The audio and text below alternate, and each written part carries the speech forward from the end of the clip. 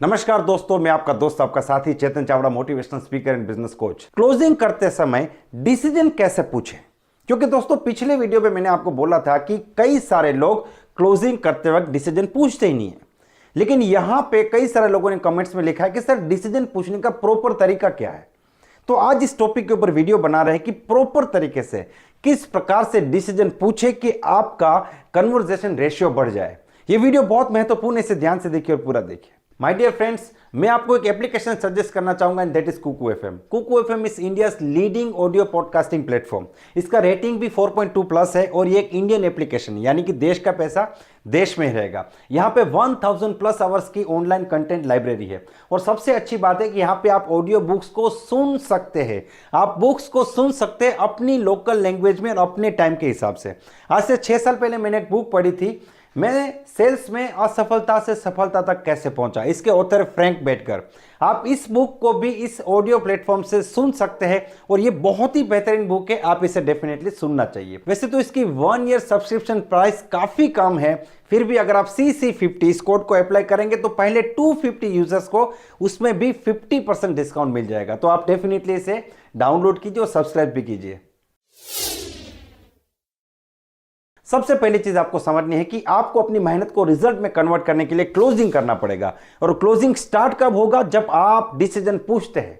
जब आपने डिसीजन पूछा, उसके बाद जो भी ऑब्जेक्शन आया, जो भी आपके सामने आता है, उसको टैकल करके आप उस व्यक्ति को ज्वाइन करा सकते हैं। तो आप जब डिसीजन पूछते हैं, उसके बाद की जो प्रोसेस है वही सबसे ज्यादा इंपॉर्टेंट है। आप ऐसा कह सकते हैं कि ये पूरा तामझाम प्लान की शुरुआत से लेकर इंफॉर्मेटिव पार्ट से लेकर सब कुछ इसलिए है कि हम अच्छे से क्लोजिंग कर पाए। तो क्लोजिंग की शुरुआत तब होगी जब आप डिसीजन पूछेंगे। अब सबसे पहला रूल यह है कि डिसीजन पूछने से पहले आपके प्रोस्पेक्ट के मन में जो चीज आपने बताई है, जो प्लान आपने बताया, उसके रिगार्डिंग कोई भी कंफ्यूजन नहीं होना चाहिए। तो बिफोर आस्किंग द डिसीजन आप उनको ये बोल सकते हैं कि मैंने अभी तक आपको जो कुछ भी बताया, क्या इसमें से कुछ भी ऐसा है जो मुझे रिपीट करना चाहिए, जिसको आप दोबारा समझना चाहेंगे? या फिर आप सिंपल भाषा में कह सकते हैं कि आपको सब कुछ समझ तो आ गया ना, कोई चीज ऐसी जो आपको समझ में नहीं आई। जब आपका प्रोस्पेक्ट कहते हैं हाँ मुझे सब कुछ समझ में आ गया, उसके बाद ही आपको डिसीजन पूछना है। और अगर उसने कुछ कहा कि मुझे ये थोड़ा समझ नहीं आया, वो थोड़ा समझ नहीं आया, तो आप उसे शॉर्ट में एक्सप्लेन करके उसे वो चीज समझा सकते हैं। लेकिन सिर्फ उतना पार्ट, पूरा प्लान फिर से दिखाने की जरूरत नहीं है।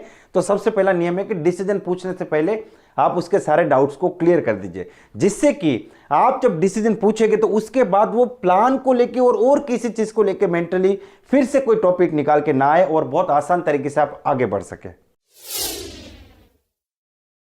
रूल नंबर 2, अब जब आप डिसीजन पूछेंगे उस टाइम की सिचुएशन क्या होती है। जैसे आपने पहले प्लान की बिगिनिंग की, प्लान की बिगिनिंग किस तरीके से करनी, इस टॉपिक के ऊपर हमने 2 से 3 वीडियो बना के दिए हैं।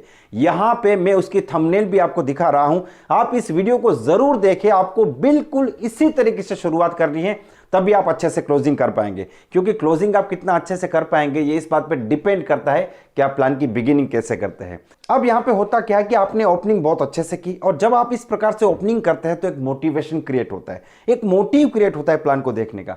लेकिन उसके बाद जो 10-15 मिनट आप इंफॉर्मेटिव प्लान दिखाते हैं ना, कि कंपनी क्या है, प्रोडक्ट क्या है, प्लान क्या है, किस प्रकार से लोग आगे बढ़ रहे हैं, वहां पे क्या होता है कि आदमी मानसिक रूप से थोड़ा ठंडा हो जाता है। यानी कि पहले जो एक मोटिव क्रिएट होता है, एक मोटिवेशन क्रिएट होता है, वो उसके दिमाग से चला जाता है।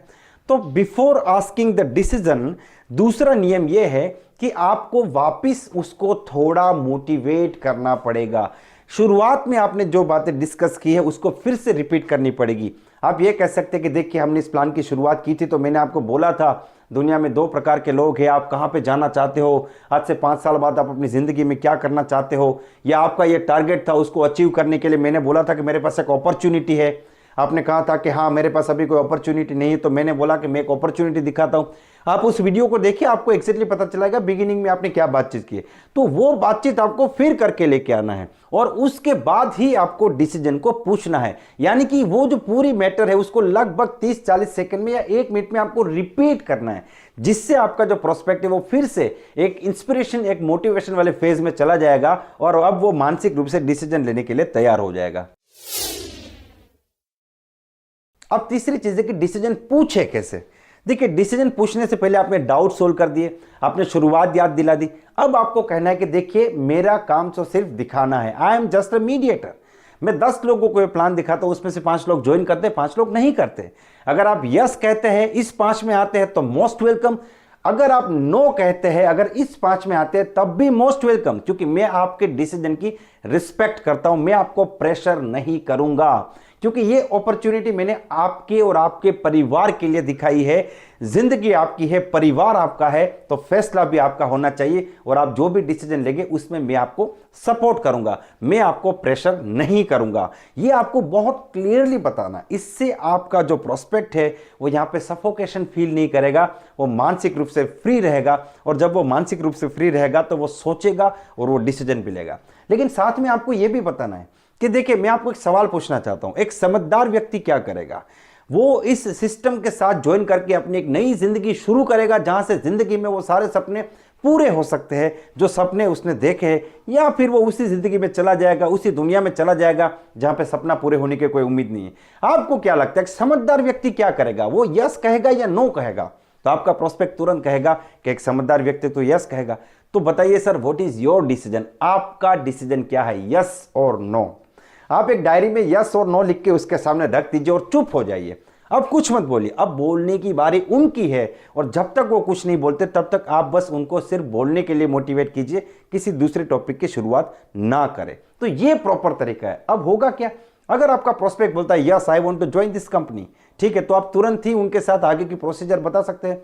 आप उनको प्रोडक्ट कैसे परचेस करना है या फिर रजिस्ट्रेशन फॉर्म साइन कराना, वो आप जानते हैं क्या करना है। लेकिन अगर आपका प्रोस्पेक्ट बोलता है no I don't want to join, अगर उसका डिसीजन है नो, तब आपको क्या करना है? तब आप उनको बोलिए कोई बात नहीं सर, आप नहीं करना चाहते, नो प्रॉब्लम, लेकिन पिछले आधे घंटे से हम लोग बातचीत कर रहे हैं, हमारा एक रिश्ता बन चुका है, क्या मैं ये जान सकता हूं कि आप इतनी अच्छी अपॉर्चुनिटी को क्यों नहीं ज्वाइन करना चाहते?